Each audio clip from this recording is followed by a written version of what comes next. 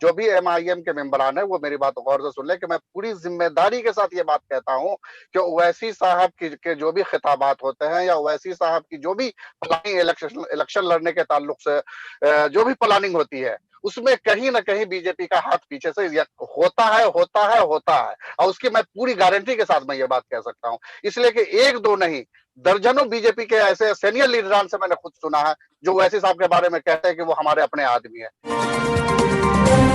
ओवैसी साहब के जो बयानात होते हैं या उनका जो तरीका है बोलने का या खास तौर से बिल्कुल टारगेट करने का आरएसएस को, बीजेपी को, तो उसका सीधा फायदा जो है आरएसएस और बीजेपी को पहुंचता है। ये एक मशहूर है पढ़े लिखे लोगों में कि ओवैसी साहब की एक तकरीर से बीजेपी का 1 लाख वोट बढ़ जाता है। तो जब ये तजर्बा हमारे सामने है और ये एक सच्चाई है और तजर्बा भी यही कहता है कि उनकी तकरीर से, उनके भाषण से या उनके बयानात से बीजेपी को डायरेक्ट फायदा पहुंचता है, तो फिर क्यों ना उस तरीके को से अलग हो करके और इस तरह से हमें ऐसा रास्ता अपना जिसमें तमाम तबकात की शमूलियत मुमकिन हो। क्यों भाई, कैसे वो अपने आदमी हो गए? आप अंदाजा लगा लीजिए, ओवैसी साहब 2004 से लेकर के 14 तक की सियासत का सिर्फ जायजा ले लीजिए या 2020 तक की ओवैसी साहब की सियासत का जायजा ले लीजिए और उनके बयानात का एक कंपैरिजन कीजिए कब उन्होंने किस तरीके से और किस तनाजुर में बयान दिया, तो आपको ये हकीकत सामने आ जाएगी। याद कीजिए आप वो जमाना, सबको याद होगा 2008 का, जिस जमाने में पाटिल साहब वजीर दाखिला थे और उस वक्त मुल्क में खौफो हरास का इस तरह माहौल बना हुआ था कि कोई मुस्लिम बच्चा घर से बाहर निकलता था तो माँ बाप हर आधे घंटे पर फोन करते थे कि कहीं मेरा बच्चा उठा न लिया गया हो।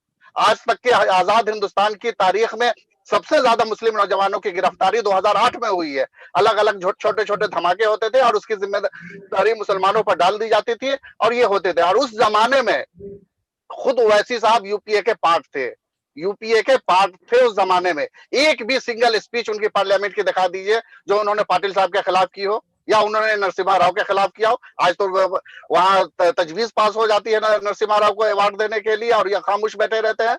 वहां मस्जिदें शहीद हो जाती है हैदराबाद में और ये खामोश बैठे रहते हैं। और जब मुस्लिम पर्सनल लॉ बोर्ड के जिम्मेदार हंगामा करते हैं, डेलीगेशन जाता है मिलने के लिए, तो उसका क्रेडिट MIM अपने जिम्मे लेने लग जाते हैं कि हम गए और हम जा रहे हैं उनके पास, CM के पास बात करने के लिए।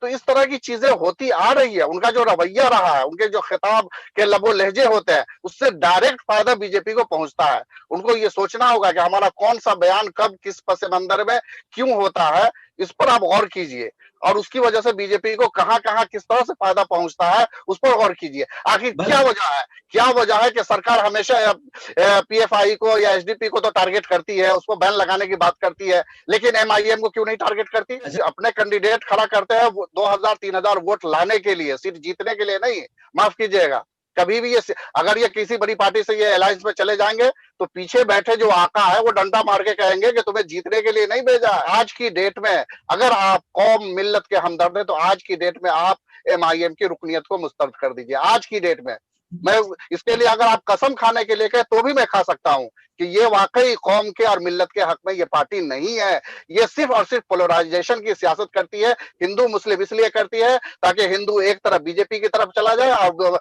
वाज़ेह अक्सरियत के साथ बीजेपी को जिताया जा सके। सिर्फ यही वाहिद मकसद है, यही एक ऑब्जेक्ट है ओवैसी साहब का और इसी के तहत काम कर रहे हैं। अल्लाह के वास्ते सोचिए, गौर कीजिए और 2004 से लेकर के 2020 तक के सारे खिताब का जायजा लीजिए एक साथ ओवैसी साहब के कि कब किस मौके से, अगर वो कांग्रेस में थे तो किस तरह से उनकी जबान बंद थी और अब जाकर के जो है किस तरीके से जबान खुली है और किस तरह से वो हिंदू पोलराइजेशन की सियासत कर रहे हैं कि हिंदू पोलराइज हो, मुसलमानों की बात करेंगे तो हिंदू पोलराइज होंगे और बीजेपी को फायदा पहुंचा होगा।